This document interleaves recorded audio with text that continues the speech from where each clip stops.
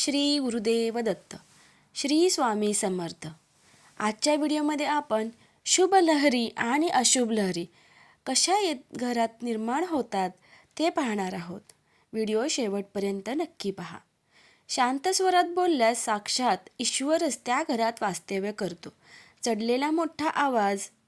आपल्याला वडीलधारी माणसे सांगत आली आहेत की घरामध्ये चढ्या आवाजात बोलू नये. विषारी लहरी पसरतात. मृदू स्वरात संवाद करावा. कितीही संताप आला तरी मनावरचे नियंत्रण आणि आवाजाचा आवेग शांत ठेवावा. घरात हसतमुखाने वावरावे. मुलांना खूप प्रेम देऊन त्यांना आपलेसे करावे.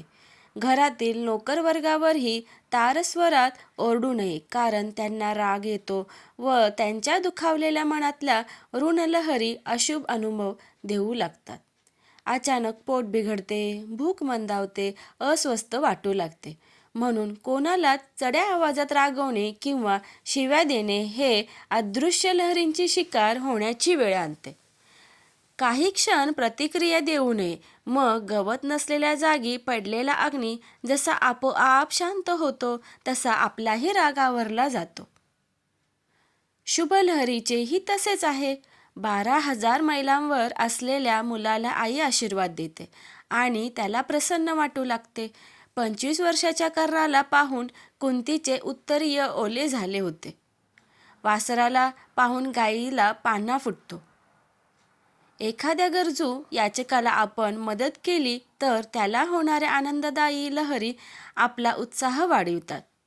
एखाद्या सफाई कामगाराला बक्षीस दिले तर तो हात उंचावून आशीर्वाद देणार नाही, थँक्यू पण म्हणणार नाही, पण त्याच्या मनातून निघणाऱ्या आनंद लहरीमुळे तुमच्या शरीराला भोवती एक विशिष्ट चुंबकीय तरंग निर्माण होऊन तुम्हाला आगळा वेगळा उत्साह वाटेलच. म्हणून दानधर्माचे अपार महात्म्य आहे. फक्त मनुष्य योनीला बोलण्याची देणगी देवाने दिली आहे. ती दाहक बोलण्याने अपमानित होते. म्हणून संवाद साधताना, मंत्रपठण करताना, स्तोत्रे म्हणताना, आरती करताना, पोथी वाचताना आपला स्वर कमालीचा मृदू असावा. भले तुम्ही मग कितीही बैठक, सत्संग करा, पण बोलण्यावर आणि स्वभावावर ताबा नसेल तर त्याचा काहीच उपयोग नाही. तुमच्या आरडाओरडा करणाऱ्या स्वभावाने कोणीच रिस्पेक्ट करत नाही. शक्य असेल तेवढे शांतपणे बोला, शांतपणे वागा, तरच तुम्ही केलेल्या अध्यात्माचा फायदा होईल.